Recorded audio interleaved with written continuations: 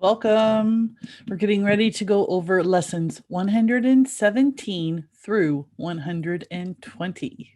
Last week was all about money and coins. This week we have one lesson on that. We'll have a couple lessons on some multiplication. But before we get started, let's see what materials will be needed. You're going to need your abacus, the worksheets, a dry erase board, the geometric solids, and the coins, your math card game book, along with the multiplication cards, the money cards, and the corner cards. You're going to need some sticky notes or pieces of paper and tape. The Casio calculator. This is the first time we'll be using it in this level. We'll talk more about it when we get to that lesson. Math journal and the balance. Lesson 117, making change. This is the last lesson, just focusing on coins in this little section. And it's all about making change, which honestly, if you go places nowadays, if they don't have the computer, their cash register telling you how much change to give you, they're lost. There is sums practice, and that's in the warm-up. Look also at other things in the warm-up. You may be one of those who just does the warm-up no matter what. Some of you may look and feel like, oh, we don't have to do this because my child knows it. So just make sure you look at what's there and really gauge where your child's at, because that review is really, really beneficial. In the explanations, it talks about how you should put a sticky note on different geometric solids with amounts like 6 cents, 10 cents, 19 cents. Feel free, if you want to pick other items to make a store that you think your child will be more excited about, then use those items. Just put the amounts on those items as it's showing in the explanations. And the focus of this lesson is on change, meaning that's the money that you would get back if you pay someone with more money than what the item costs. You have a couple examples here using the part whole circle set, using the abacus. Basically, you're adding on or you're adding up. So if you buy something that's 19 cents and you pay with a quarter, they're going to go from 19 up to 20. So that's 1. And then there's 5 more, which for a total of 6. So you would get 6 cents back. And you can verify because 19 plus 6 equals 25. There's a game at the end, and it is called Change from 25 Cents Game. And it's based on a game out of the math card game book, M12. And I want to point out that M does not stand for multiplication. In our math card game book, M stands for money. They use P for multiplication because it means product. And product is what the answer is in multiplication. I just want to make sure so you don't get confused. If you open up your math card game book, make sure you go to money, M12. Now, it tells you how to play it in the game book, but no, in the game book, it's amount from 50. So in your teacher's book, in the explanations, it has different cards that you need to pull out and use for the game that's in the lesson book. But the directions on how to play is just like what's in the math card game book. So the way this game works is you're going to turn over one of the multiplication cards. In this instance, it's 15. You're going to lay it down, face up on the table, and then each of the players will play a card to get to the difference of 15 from 25. So basically, if I'm buying something with 25 cents and it only costs 15 cents, what is my change going to be? Now, each player playing is going to get 3 money cards. You don't know what coins are on there. So you know you could give them back a dime. Well, maybe you don't have a dime. So you lay down a penny, or maybe you lay down a nickel. And then other players have to play off of that. So you get to lay down one card Then it's the next player's turn. And then whoever lays that final card down in that row, they get those cards. The example in the game book, just to clarify, remember they're using 50 cents. But if you look at the example, that first row, it has 18. If someone bought something for 18 cents and they paid 50 cents, how much change do they get back? You can see where someone laid down a penny, so that's 19 cents. Another person laid down a penny, well, that's 20 cents. Someone laid down a nickel, that's 25. And then the last person laid down a quarter, which brings it to 50. And so that person who laid down the quarter gets to take the cards. And of course, like all games, whoever has the most cards at the end is the winner. If you cannot play on the card that's turned over, then you will turn over another multiplication card and start a second row. If you still cannot play after starting a second row, then your turn will be skipped. And it's the next person's turn. Lesson 118, adding with the calculator. So the Casio calculator comes like this. You just pull it out, and this can slip on behind. This does not have batteries. It requires solar power. So whether it's natural light or light from a lamp, you definitely need to have that for this to work. And you can see it just starts off with a 0. If you cover, this is the solar cell, it disappears. So this part here needs to be uncovered for this to work, and it needs to be exposed to light. So that's something you could talk to your child about, and it explains a lot of that in the book. In the explanations, it does talk about, and this is on the second page, encouraging your child to learn to use the calculator intuitively, meaning you don't have to tell them everything. Let them play around with it. Let them experience it. Let them experiment with it. So know that your child may need a couple minutes before you get into the lesson, because they're going to want to be punching all these buttons and trying these things out, because this is a really fun tool. And I know there's people that might be a little concerned. Wow, using a calculator. I don't want my child to use a calculator. Trust me, you do. You want them to learn to use the calculator. It will help tremendously as they get older, they get into higher math. Let them enjoy using the calculator. It's not going to take away from what they know. It's just going to help verify what they know. The game for this lesson is the doubles corners game.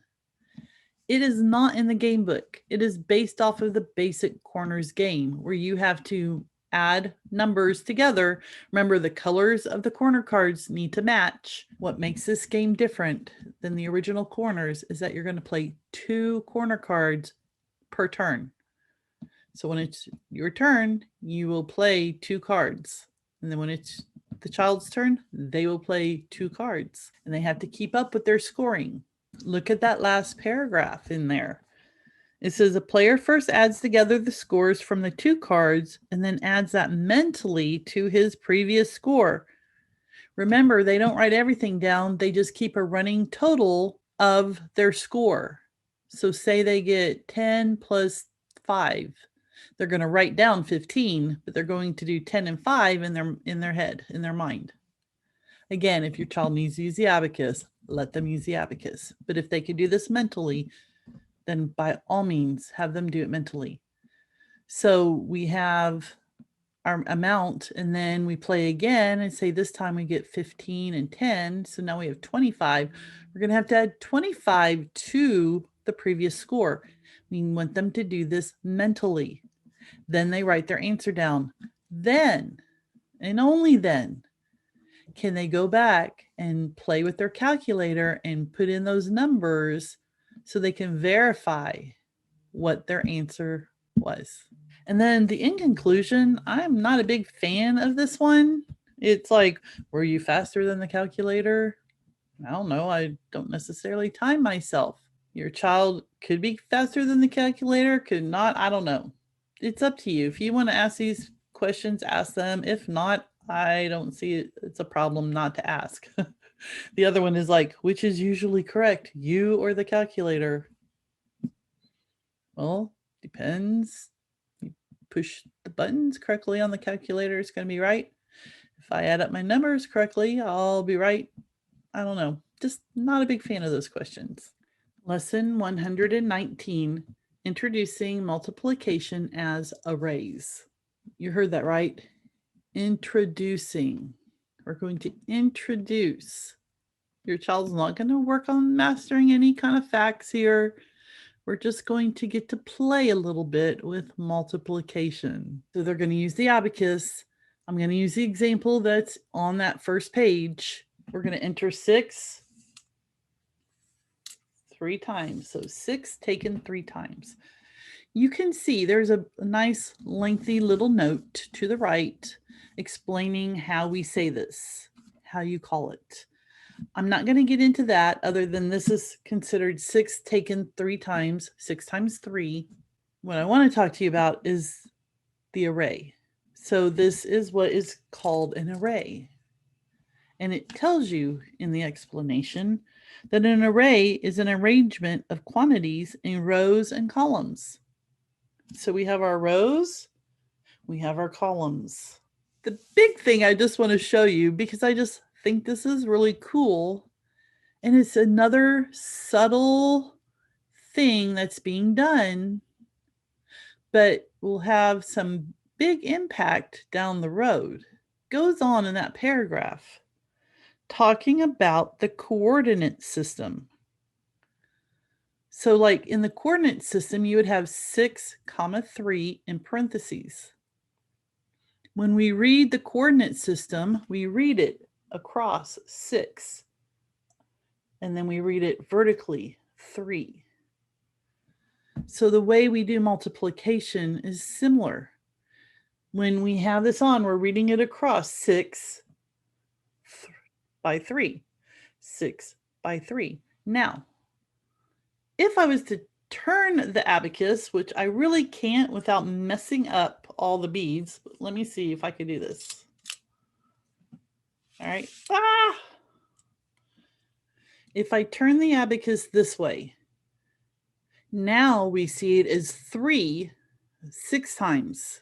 I like how Right Start introduces multiplication, because you can say, if we're going to add 3 6 times, right? 3 times 6, or we do 6 3 times, they're seeing it in the array. They're seeing that it is, multiplication can be a faster way to addition, but they're also seeing area. And they're getting ready for when they work with area. Because just think, if you block this in, that's the same as area. And what is the area? Well, it's 6 by 3, or it's 3 by 6. Anyway, this abacus is such a fabulous tool. On the second part, finding the answer for 9 taken 3 times, it shows you at the top of the second page, we've done take and give before, and this one is pretty self-explanatory, I think, when you look at it, is, they're going to figure out what is the answer, 9 taken 3 times. Well, rather than add up the 5, 10, 15, and then 4, 8, 12, and then 15 times 12, what they're going to do is do the give and take, because think about it, 9 times 3, really similar to 10 times 3, which is 30. 9 times 3, we have 3 less. So 3 less than 30 is 27. Now, we're not teaching this to the children right now. That is a strategy, though, they will learn down the road. We're just introducing them right now. Like I said before on some other things, it's the appetizer. They're going to get into the main course later. So for the middle section, 8 taken 4 times, I've already entered that on the abacus. I love what they have you do with your child here.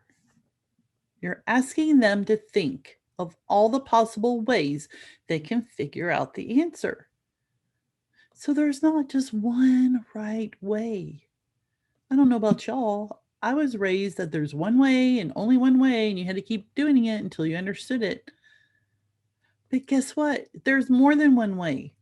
And we want to expose children to the different ways because you never know which one is going to be the one that just clicks and makes sense and they're able to apply it and get their answer. Look at this and see if you could figure out different ways. Example, what about the fives? There's two sets of five, so there's 20. Then we have 6 on these wires, 6 on this for 12. So 20 and 12 is 32. And then you could do the take and give, and I'll do that on here. But remember, when you do it with your child, you want your child to be doing it using their hands at the same time. I just can't. So if I do 2 here, I'm going to take 2. I'm going to give, I'm going to take, I'm going to give, and I'm taking. And then I see that I have 32. On the worksheet, they're going to only do the top half, but save that worksheet because you're going to use it in the next lesson. Last lesson for this week, lesson 120, multiplication as repeated addition. So this lesson is going to focus more on the repeated addition. So for the first example, we're seeing 5 taken 7 times. Remember, we go across 5 and then we do the 7. And if I did it this way, it is 7 taken 5 times. I just love that you could show both using the abacus. All right, so we're back to 5 taken 7 times. And this one is easier to see with adding, right? 5, 10, 15, 20, 25, 30, 35. But you could also look at it as 10, 20, 35. Or you can see that this is 25 and 10 more makes 35. They'll go ahead and complete the rest of the worksheet from the previous lesson, and they're going to get to check their solutions on the math balance. So for the example of 5 times 2, that would be 5 taken 2 times. So we're going to put our weights on 5. So I'm putting 1, 2, and if it's correct, it should equal 10. Notice that one of the problems is 10 times 8 for 80, which means you're going to need to put a lot more weights on the balance. When you do 10 8 times, you'll be able to get 5 weights on the front, and then you can use the peg on the back side of that 10. So you'll have 5 on one side, 3 on the other, and that will work. That will make 80. And then you have to go back on the other side to get your answer, which is interesting because it's going to be the same.